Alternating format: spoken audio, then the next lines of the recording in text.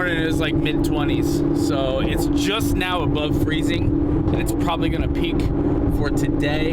So I'm taking my car out, getting everything circulated, warmed up right before I do an oil change, and I'm gonna put in this air fuel ratio, the oxygen sensor bunk. It's all good. The pipes will cool down really fast after I park the car. The way that the engineers determine which weight of oil to, you know, assign to your engine is pretty much the weight of the oil that will suspend and carry the contaminants or the dirt particles, carbon, whatever, long enough for your filter to actually capture it and pull it out of the system and help keep your oil, you know, throughout the duration of your oil change clean. I don't understand these people that just like change your oil when it's cold because they don't want to deal with like hot components, because it's pretty much, unless you're gonna drop the pan and scrape the bottom of your pan, this is the way to do it. I got to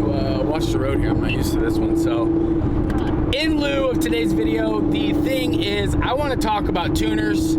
I see a lot of shops, especially over the past 10 years, there's a lot more pop-up shops, and there's a lot of shops that get a bad rap, and I actually think a lot of shops need to be brought into the daylight, but that's not my job. I'm not gonna do it. Somehow, some way, I think the end user experience needs to be surfaced, and I think that a lot of these shops need to be called out, because much like you, I work hard for my money, and I don't want to throw away any of it. I need to utilize and maximize every single dollar that I've earned. So I hate seeing when people get ripped off.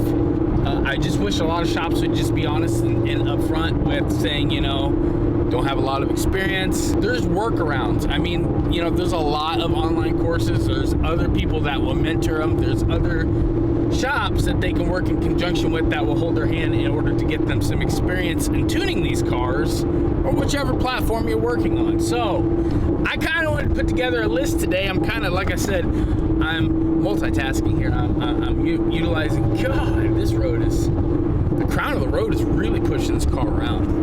I always thought that the suspension on the ZL1 was a little soft, but man, once you get out here, I can't imagine what a 1LE would be. Jesus, dude. So I put together a list of things that I would look for if I was looking for a tuner shop of my own, and how I would go about approaching them to make sure that I'm utilizing my dollar very well. A tuner can blow your car up really quick, really easy, and it's not hard to do. I mean, that's why they call it an accident. Accidents do happen, and it sucks when they do, but it's a good thing they make parts, right? First thing I want to start off with is price. Now, pretty much the credits to, okay, I'm gonna take Camaro for instance. The credits to hack the ECM unlock is 4 credits. Unless you have a 2016, which is weird, they take 2 credits. But that's cool, because I mean that works in your favor. So gotta be careful, it's cold. It's cold tires don't spin real easy. The barrier of entry, pretty much at the minimum, they're charging $50 per credit, so that's $200. Now anything beyond that, that is up to the shop to charge. Some shops are charging $600, some are $700,000, $800,000. But you need to be able to justify the cost.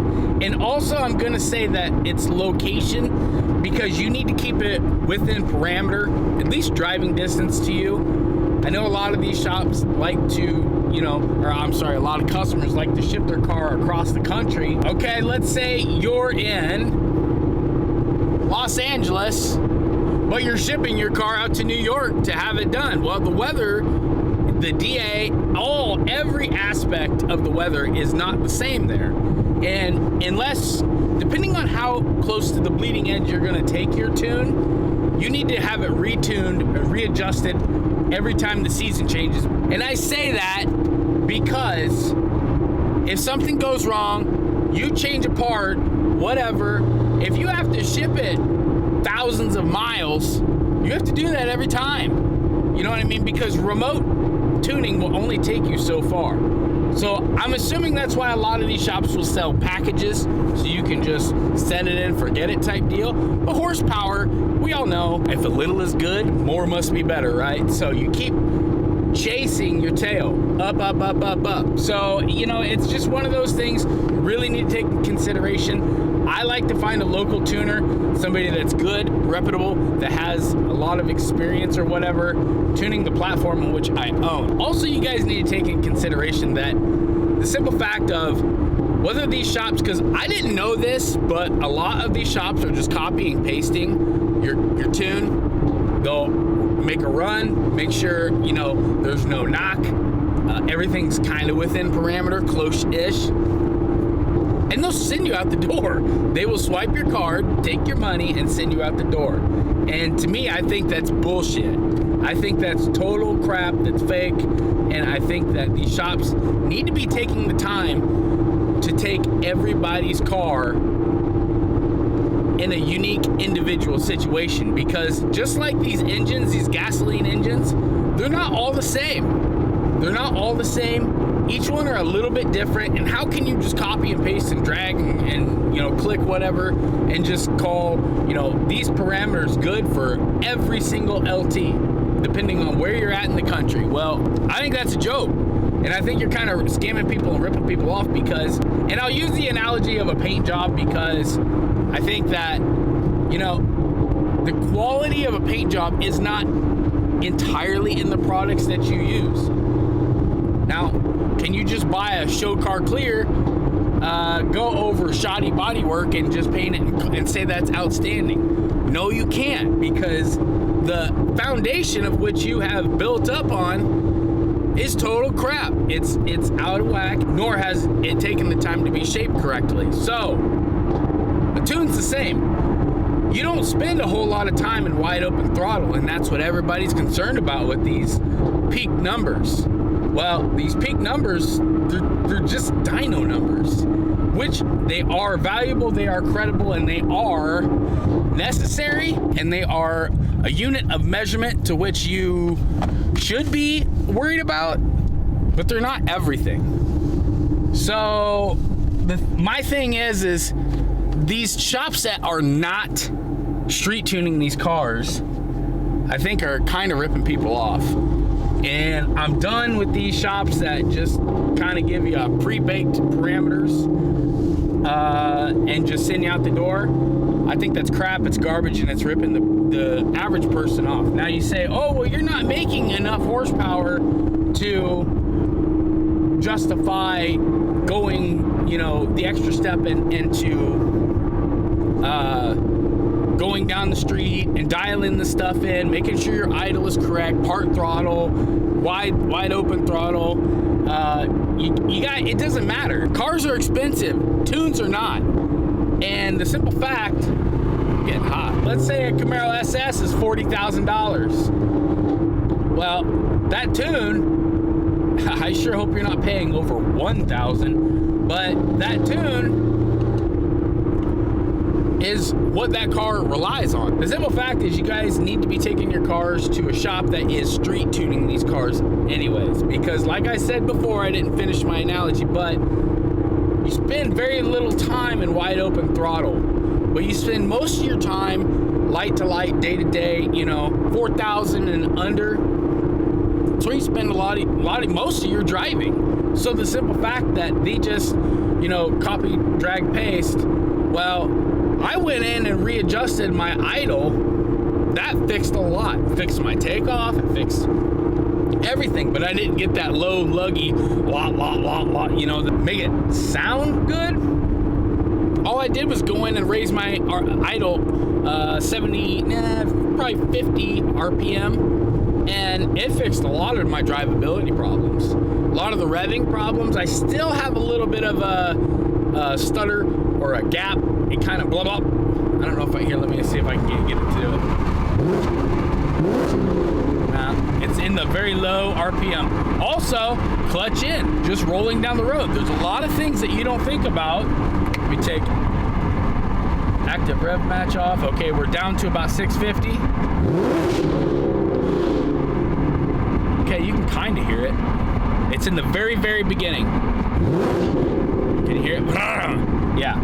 Anyways, stupid little stuff like that needs to be ironed out, and every engine is different, every tune needs to be different. So I'm just gonna say also, these shops that are, I don't even know if I should say this because it helps and I understand why they do it, but they get a big social media following and now they want to do what they want to do, but they're not listening to the customer. Now, I called a big shop in Texas, starts with an H, and they would not budge off of what they want to do. I wanted an NA build, they wouldn't do it. I got a package for Supercharged, take it or leave it.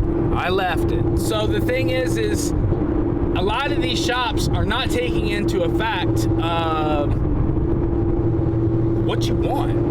You know, if you have an SS and you want an NA build and you want to stay NA build, but you want like certain components because you've done your research and you found that, you know, this kind, you know, particular part fits what you want, or, you know, if you and the tuner can talk and hash it out and, you know, they can come to agreements, that's a good shop. Or, you know, if they can sit down and break why, you know, there's a weak point in the system, or the, you know, this part's gonna fail, or, you know, this part is not gonna work in conjunction with this part, and they will sit down and take the time to actually to hash it out and work with you on that, that's a good shop. These shops that have massive egos and I do what I wanna do, and if you don't like it, then go somewhere else. Please, go somewhere else. That being said, that's where I'm gonna leave it. One, if you're gonna be changing the tune, if you're gonna make the most out of your tune, make sure that they're close and they are able to help you in case something goes wrong or you add a new part. And make sure these shops are dyno and street tuning, because like I said, the dyno, you know, most of your power, and I'll tell you guys later on down the road once I feel more comfortable in my own tuning situation, but dyno numbers, it's a tool. The dyno is a tool. You run the power up, or I'm sorry, you keep modifying it and making changes to the tune until the power number stops. That's all the dyno is used for. Once you stop running out of power, you're really pushing it too far, and you're doing it for, you know, no good. You're gonna be working backwards at that point. In conjunction with the dyno tuning, they need to be street tuning. The dyno cannot duplicate air movement, you know, all of the elements of which the car is gonna be exposed to while running down the road in its natural environment where it's gonna be spending the time all the time pretty much, unless it's a test dummy, of which, you know, some of these shops use for just testing parts on a car, you know, which they, well, I guess they call it a test mule. But yes, 99.99% of end consumers are driving their car on the street. We're out here enjoying them, and they need to be tuned on the street as well. So that's where I'm gonna leave it. Also, I hope you guys, if you like the content, if you like supporting my channel, I hope you guys would take the time to actually follow me on Patreon. It's cheap, $5 a month. So $5 a month to get you a member, give you direct access to me if you have any questions with your own projects, you have video ideas, something you want me to expand on, hit me up there. So I'm probably gonna be quitting my Instagram. I might just be posting stuff here and there from time to time, but also I'm on Rumble, and of course I'm here on YouTube. So I hope you guys take the time to go follow me, support me, and yeah, until then, I hope you guys are having an awesome day, an awesome week. I'm gonna go get this stuff installed, and we're gonna be making some more content. So guys, take care, and until the next one, we'll see you guys later.